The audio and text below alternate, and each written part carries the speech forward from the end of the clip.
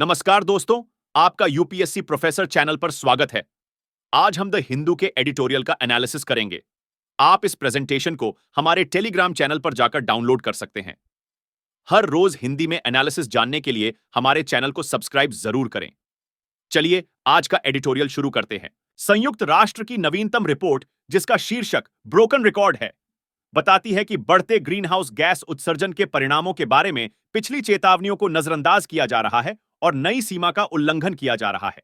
2015 के पेरिस समझौते पीए का उद्देश्य तापमान को 2 डिग्री सेल्सियस से अधिक बढ़ने से रोकना और जहां तक संभव हो पूर्व औद्योगिक स्तर के 1.5 डिग्री सेल्सियस से नीचे रखना है।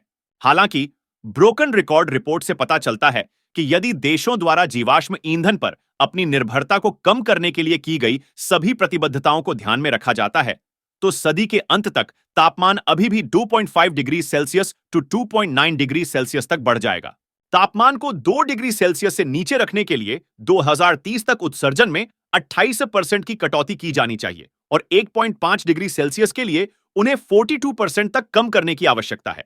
कई देशों द्वारा नेट जीरो यानी शुद्ध कार्बन उत्सर्जन नहीं करने का वादा करने के बावजूद रिपोर्ट इन वादों को विश्वसनीय नहीं मानती है। सबसे आशावादी परिदृश्यों में उत्सर्जन को 8.5 डिग्री सेल्सियस से नीचे रखने की संभावना केवल 14% है। पेरिस समझौता अप्रभावी नहीं रहा है। पीए को अपनाने के समय मौजूदा नीतियों के आधार पर 2030 में जीएचजी उत्सर्जन में 16% की वृद्धि का अनुमान लगाया गया था। आज अनुमानित वृद्धि 3% है।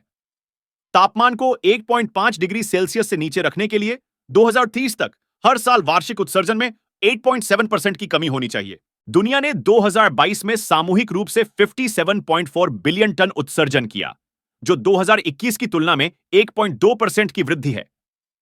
महामारी के कारण उत्सर्जन में 4.7% की गिरावट देखी गई, लेकिन 2023 के अनुमानों से पता चलता है कि दुनिया लगभग महामारी पूर्व उत्सर्जन स्तर पर वापस आ गई है।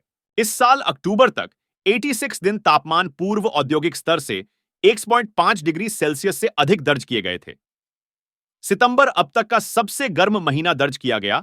वैश्विक औसत तापमान पूर्व औद्योगिक स्तर से 1.8 डिग्री सेल्सियस ऊपर था। रिपोर्ट सबसे अमीर देशों और कार्बन के लिए विरल वायुमंडलीय क्षमता को निगलने के लिए ऐतिहासिक रूप से जिम्मेदार देशों को अधिक और तेजी से कटौती करने की सलाह देती है। धन्यवाद दोस्तों, आशा करता हूं कि आपको यह वीडियो अच्छा लगा होगा। हमारे चैनल को जरूर सब्सक्राइब करें। Thank you.